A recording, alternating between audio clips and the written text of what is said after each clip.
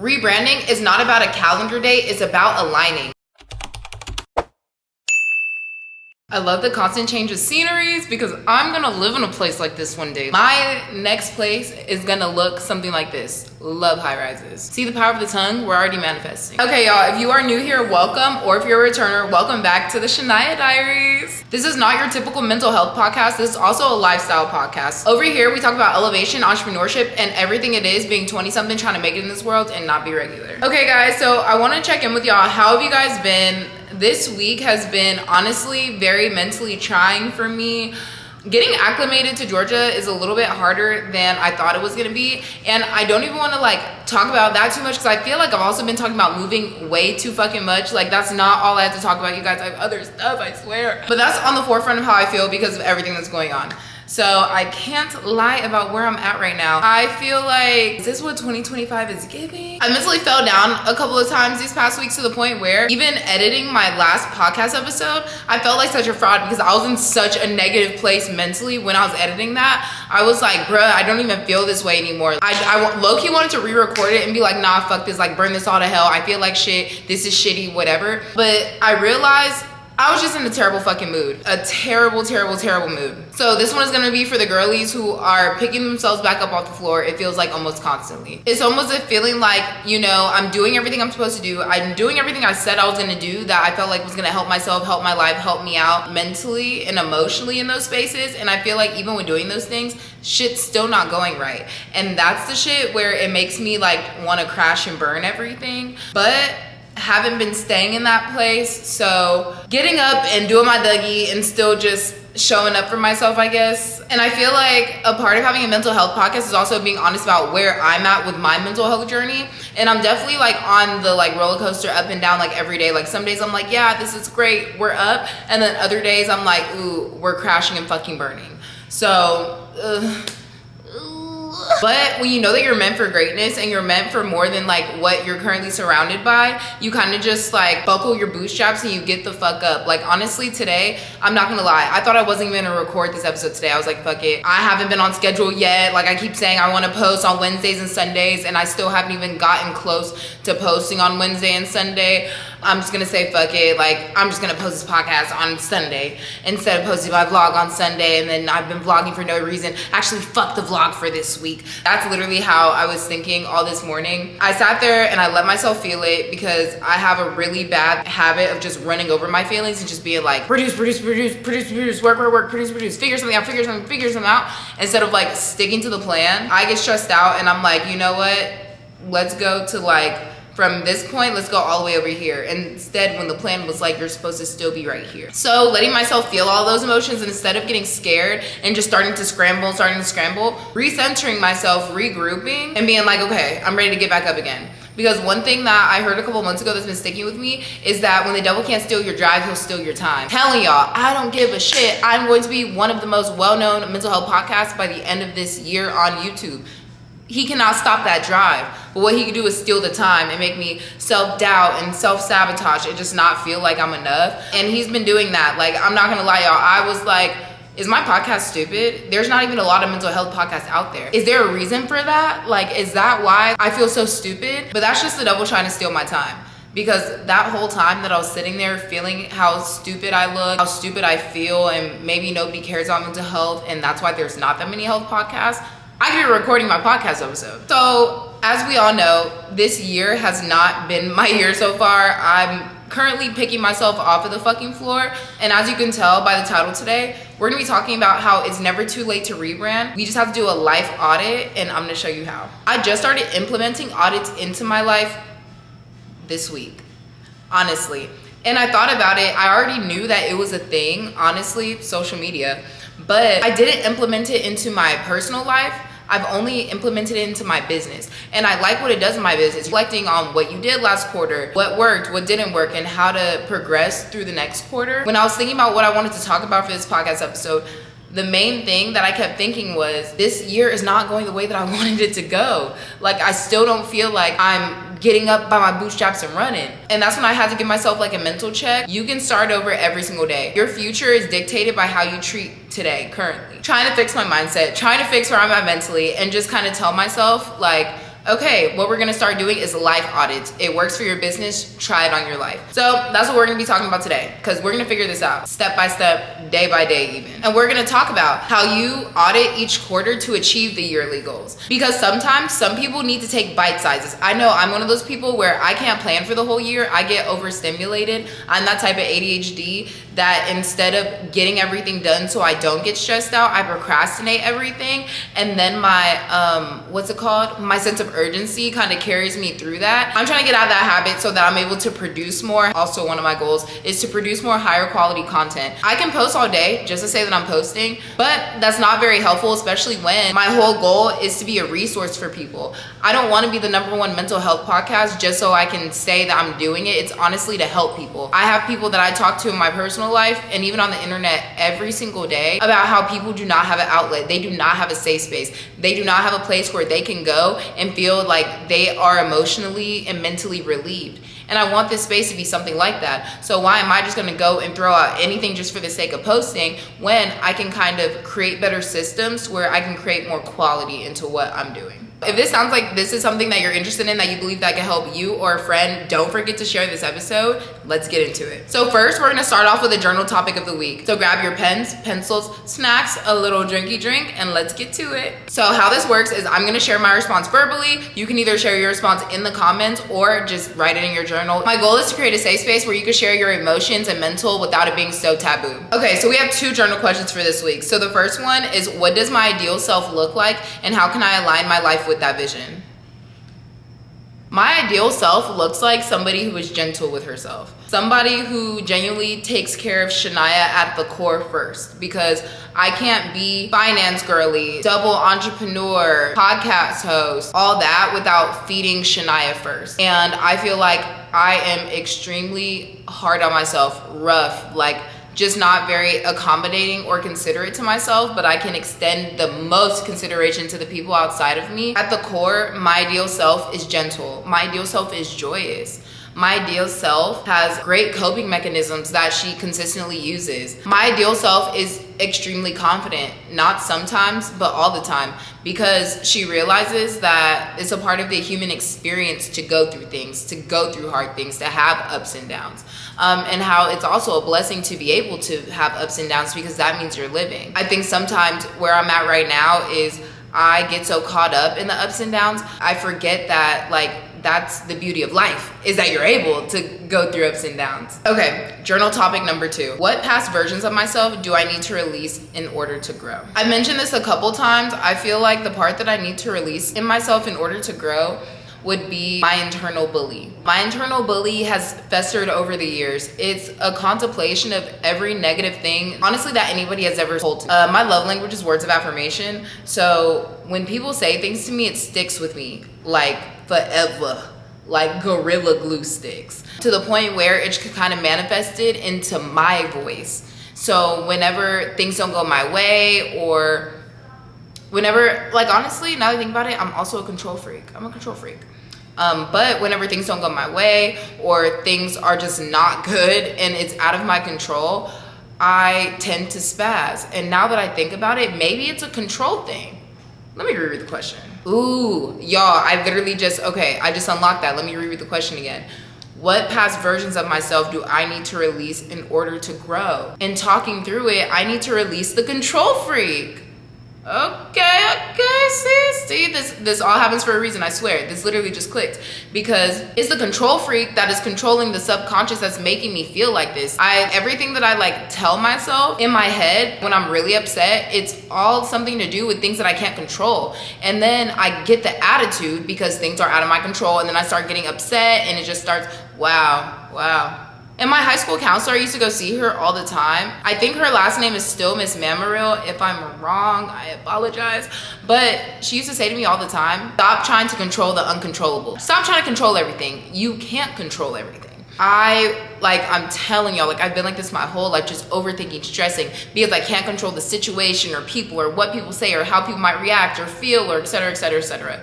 So I want to release the inner control freak. Yeah.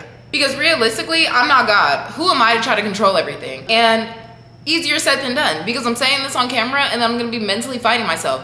y'all. Like, I am not perfect. I like to be real and raw with y'all so y'all can see, like, I'm working through these things presently too. Like, I'm not at a place where I have it all figured out and all done. I'm not talking from a place where I feel like I'm a therapist or I can give advice or anything like that. This is like damn near a fucking workbook. We're like working together through this shit, honestly. We're basically working through this shit together. Like, I don't know. But I have been to years of therapy, so I have a lot of equipment. I'm like Dora. I got it all in my backpack.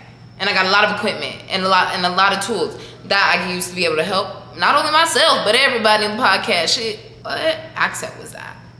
That's the end of our journal topics for today. If you'd like to share, put your answers in the comments. If not, thank you for helping me create a safe space. Love you guys down. Let's get to the mental health segment of the podcast. So like I mentioned, I spent most of first quarter depressed. I spent a lot of first quarter feeling low, letting my inner bully shine, trying to push in some spaces, not really being able to push in others. Like I said in the journal topic, trying to control the uncontrollables. I think I was just disappointed that I did not get acclimated to Atlanta as quickly as I thought I would, honestly. I knew it was gonna be hard. Someone like me who's literally lived like 10 different lives, like, I was genuinely thinking like, how hard could it possibly be? And I think the part that made it hard, coming to this city and sticking to who I am at heart and not letting my environment or letting how it is in a space change me. I think that was what was hard getting acclimated to, because essentially, why do I feel like I low-key have to give up a piece of myself to be able to be successful out here? And so because I'm not able to control that, I have been in this mental space like, fuck Atlanta, I hate living here, I don't like it here. And I don't want to manifest that for my future, because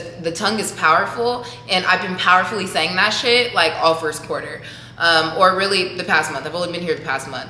But before that, the rest of the first quarter, I was still hating where I was presently. That was the kind of space I was in most of first quarter. I thought the move was gonna light the fire under my ass and stuff like that and get me back juking and jiving and shit. And like, no, it damn near kicked me on my chest and knocked me back the fuck down. I was like, fuck, this is not gonna be easy. Like, fuck. Like, dang. And it's also like, society makes it feel like you have to do it on the first. Like, if you don't do it on the new year, like, get started. Start the first quarter strong. That you're unsuccessful or that your whole year is gonna be fucked off. I know everyone's seen the jokes like, oh, this is the new year, let's start over. Or, yeah, no, I'll start over in 2026. Like, we say it every single year when things don't go our way. It's as if the whole year is fucked off, but it's really not. Rebranding is not about a calendar date, it's about aligning. So if you are looking to rebrand right now, it's not about what date you can do it by. Did you do it by the first of the year? Did you do it by the second, the last, December? It doesn't matter when you do it. As long as you're slowly but surely aligning yourself to your new ideal life, your new ideal mindset, your new ideal everything, that's when the rebrand is happening. It's not happening just because it turned January 1st. I wish it did though, girl, shit. All in all, my first quarter did not go the way I wanted it to. Mentally, emotionally, financially, life-wise, nothing, Nathaniel, none of it went well. But instead of continuing to shit on myself, I allowed myself to feel it. And I'm still feeling it to this day. I'm not 100%. Like, I don't feel like, oh my gosh, yeah, I'm ready to kick this year's ass now. Like, I don't feel like that at all. I'm pretty much at 40%. And I know that if I continue to show up at least 40% every day, I'm not gonna stay at 40%. It's gonna add up and eventually it's gonna be 100%. And I think also a part of it is showing up for myself mentally and emotionally and giving myself time to feel like shit. Because if you don't feel it, you're not gonna get through it. I've tried, I've really tried. And you can try for a long time. You can keep pushing and pushing and pushing, but something's gonna park your ass. And it's easier to just park yourself and be like, okay, I feel like shit. Let me feel like shit for these hours, minutes, days, not weeks. We gotta get out of letting ourselves feel like shit for weeks. And I'm telling you, as a person who has sat for months in an apartment not seeing the light, like, time went by and I didn't even know what day it was. That's my type of depression. Like, so I'm saying this as a person who's done it actively. You have to get up. Give yourself a couple days, no longer than a week, depending on what it is. Everything has conditions. But in general, don't let yourself be down for too long. Life is passing you by and we only have one of them. Okay, the light transitioning, and we're using natural light, so y'all know what it is. So that's where I've been mentally this first quarter of the year, in shitty boo-boo land. So now that we talked about stinky boo-boo land, let's get to the elevation segment of the podcast, because I'm not staying this stinky bitch for much longer. So now it's time to figure out how we're gonna make this rebrand sustainable and not just a quick fix. So one thing I wanna talk about in this rebrand is doing a life audit. So like I mentioned a little bit earlier, a life audit is basically you reflecting on this past year, saying what you liked, what you didn't like, what you wanna change, and how it aligns with your future goals. I don't talk from a place of not doing, okay? Like, I'm literally gonna guide you guys through this because I think it's important to be able to analyze our life like we do data. Like, we spend all this time at work and things like that. Our personal life needs to be just as serious as our businesses and as our work is to us, because you cannot do what you do without taking care of you first. I'm gonna do a brief breakdown into the categories, and then I'm gonna actually have a link to a life audit template that you can do online, or you can just do in your journal like I did and copy down the questions. But it's gonna be a place where you can do your own life audit so we can work on the rebrand in a healthy way that has actionable steps and not just us shitting on ourselves. So first, one of the things that you're gonna do is you're gonna define your life into categories, and you're gonna rate those categories and put why you rated those categories. So for instance, health and fitness, personal growth, career and business growth, relationships, just to name a few of the categories. And then you're gonna rate them 1 through 10, and then you're gonna explain why.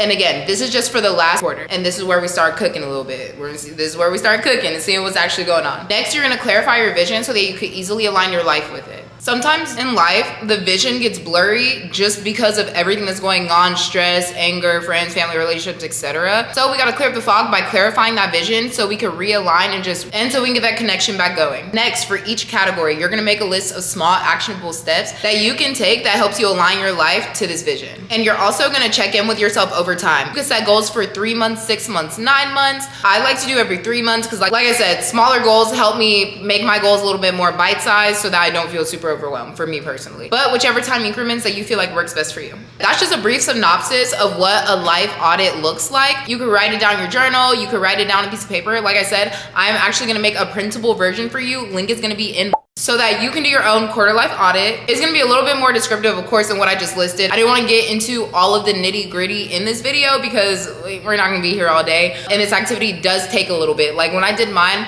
it took me about 1.5 hours to 2 hours to really like deep dive, because the whole point is to go into the nooks and crannies of your thoughts, feeling, emotions, and where you're at, and see how you can really improve for next year. I'm really excited to share this with you. I'm gonna make it all cute for you guys. Maybe I'll like share a little like snippet so you guys can see right here like what I have kind of prepared, but the link is gonna be in the description so you can access that. Next, we're gonna use visualization as a tool to keep us inspired. So whether that's putting your goal as like your wallpaper screen, putting something that inspires you like posters on your wall, putting sticky notes. I know people put sticky notes like on their mirrors or on, you know, the windows in their room. Honestly, anywhere that you can see it every single day, visualization is so powerful for manifestation and just to keep you motivated through everything that goes on with life. I'm personally a wallpaper girly, but I did used to paint my affirmations just because I like painting. It's another way that I could like release some energy and stuff. My stuff is in Dallas, but maybe when we move into our new place and I get my new room, I might continue that because that's very important. I know I personally have a hard time putting my affirmations on the wall or on sticky notes or things like that. So I at least like to do like a little wallpaper, but bare minimum, something that you could look at every single day.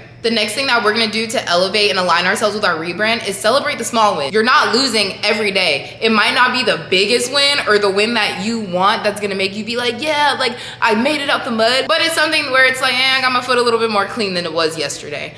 For me, that's staying consistent with my podcast and with YouTube. Obviously, it's not the schedule that I want it to be. It's nowhere close to the schedule I want it to be, but it's something, and I'm showing up for myself. 4 Instagram followers, but I'm still posting on Instagram, like things like that matter to me, because I know that maybe one of those 4 people really need the safe space. Or that's just what I told myself to keep going, because I love talking to a camera about my feelings and mental and emotions. It could be as little as that, but small wins. Another small win I celebrated was that I made $18 in the market on a trade last week. I'm still learning how to trade, and I've been getting super frustrated because it's hard. Analyzing charts is hard. Like, people always try to make things seem like it's a get-rich-quick scheme. Trading is not a get-rich-quick scheme at all, but it's a skill that you could develop for a lifetime. So I'm proud that I'm sticking to like studying and really trying to figure out this option shit, because I know that it's something that I'm gonna be able to always have in my back pocket when I'm not able to record and be in front of the camera or like utilize my other skills to make money. So next on the list for our rebrand, we are gonna get to the entrepreneurship segment of the podcast. So I mentioned last week that I'm getting a business mentor because my systems are fucked, and I think like this week is making me realize my systems are really fucked. When I deal with things emotionally, like I said, I'm already a procrastinator. So then on top of that, when I'm dealing with things emotionally, shit just falls through the cracks. And these are big cracks, so there's big shits that are falling through it. And I'm not proud of it, but this is a transparent environment. So if I can share something that helps you dodge doing the same thing I'm doing, then it's all worth it. So some things that I'm trying to do to help myself with my business more is 1, creating a schedule, and 2, creating a list. Checking stuff off of a list for some reason does it for me. I'm a pen and paper person. I like taking notes on pen and paper. I like doing everything on pen and paper. My list, everything. I don't care. Like, you can ask my mom. I have 10 different notebooks for 10 different things because that's just ADHD. I just like to structure my things that way. I don't know, it's weird. It works for me. But I'm gonna be disciplined with my list. Instead of just doing it like once for a week, like I'm going to make sure that every single day I have a list of things that I need to do. I'm checking off the list of the things that I need to do. And I'm making sure at bare minimum every day I do the things on this list so that I'm 1, more productive, 2, it stops all the cloudy, fuzzy, running with a chicken with its head cut offness, and it helps me be able to like sit here and focus and be like, okay, cool. If these are done, then I'm able to reach my goals every day. I feel like I have this goal and I know where I want to get and I know I can get there, but I get too flustered and I don't like being controlled, and it's so fucking weird. I don't even like being controlled by myself. But I won't make a list because I feel like it's too controlling, but I do need some sort of structure. So that's one thing I'm implementing, as well as automation systems. So if you see certain posts go up on multiple platforms and things like that, I'm using an automation system now just so that it streamlines. It helps me save a lot of time because I'm spending so much time editing 2 YouTube videos a week. It takes a lot of my time. So to be able to post and get the info out there to you guys, I am using automation tools because I think that that's gonna be a game changer for my business. Right now, I'm using Metricool and I'm paying for it, but I honestly don't really like it just because there's some kinks I need to figure out. I need to sit down and figure it the fuck out because if I'm paying for something, it needs to make sense. I just ended the free trial and I didn't really fuck with it the whole month because I couldn't figure out some of the features that I bought it for.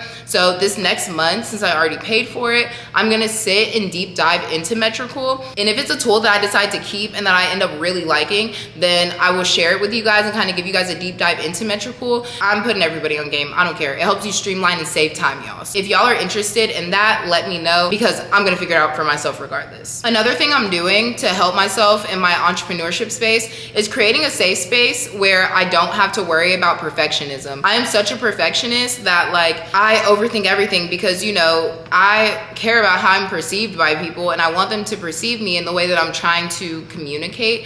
Controlling. In turn, with that, I'm really hard on myself. I don't like how I look in this clip talking, or I don't like how my facial expressions are and how this quality of the camera and this and that and this. That stopped me from creating for so long because I couldn't create at the capacity and the quality that I know that I can be in. As I was stating earlier, like showing up for myself 40% emotionally every day also means showing up for like my business every day because I know that I'm not gonna be perfect, but I'm getting more practice in every day. Like each week I'm getting faster with editing. Each week I'm finding out new tricks. Each week, you know, things are just getting a tiny bit better, like, oh, making cover photos so that I'm not looking like I'm like, in the middle of my fucking TikTok grid. Things like that to make me feel a little bit more confident in the content that I'm posting. All in all, just giving a safe space to be like, Shania, this is where you're at. Enjoy that this is where you're at. There's beauty in it. The guy from Everybody Hates Chris, I forget his real name, but one of the things that he said to young entrepreneurs is enjoy the phase where you're just growing and trying things because you can get things wrong at this point and it's not a big deal because when you make it, everything counts. So giving myself grace to enjoy this part. Recording in random ass spaces because I don't have a podcast studio or really a space to record in. Taking advantage of like natural lighting because I don't have these big lighting fixtures anymore. I just threw them all out. And just, yeah, like just giving myself just a little bit more grace to be a young broke entrepreneur essentially. But you're never broke if you have talent. That's what I keep telling myself. I feel like broke is a mentality. For me, as long as I have my talents, I will never be broke. I'm going to figure out something. Whether it's something that I like to do or not particularly, like I hate editing, but I love producing content. So it's like I have to edit to get the content out to everybody. I hate editing, but I love talking to people and I love getting to know people and I love to share. And so if I don't edit, then how am I gonna be able to share? And I'm also learning that perfectionism is just fear and procrastination dressed up. Like, oh, I can't post this because it's not perfect yet. It's easier than saying, I can't post this because I feel insecure. Or I feel like people aren't gonna care what I'm talking about. Or I feel stupid. Or I feel like maybe this won't work. It's embarrassing sometimes to be honest with yourself. It really is. Y'all think I like showing up on the internet just like really exposing like myself and my mental and my emotions? I don't like it, but I like the thought of creating a safe space for younger me or younger yous or older yous or whoever, just people. I like that idea. That idea is what's keeping me from feeling stupid showing up every week and talking to myself on this camera. Alrighty, so I'm also gonna share a couple entrepreneurship podcasts that I like listening to when I feel like a terrible business owner. Because I feel like, I've said previously, I think mentors are important, but for the longest, I could not afford a mentor and I could still barely afford a mentor. So these are podcasts that I listen to that help me realize you're a human first. An entrepreneur is a human before they're an entrepreneur. The first one I like listening to is a Freelance Friday podcast by Latasha James. She's actually who I purchased my course from for my social media management business 3 years ago. She's great, super in depth, and she gives free game. The next entrepreneurship podcast I like is Full Transparency with Donnie Wiggins. Her personality is so tea. She interviews a bunch of different entrepreneurs and she asks them basically what their journey was like. And what I really enjoy about it is that she asks questions that like people don't usually think of. And the entrepreneurs that she's interviewing are entrepreneurs from all different sectors of life. So it can accommodate to male, female, young, old, whoever. So definitely check out Donnie. Another great podcast is the To All the People podcast by Janelle Roberts. She is so cute. She's Dallas based and she actually has her own podcast studio now in Dallas, which I think is so freaking cool.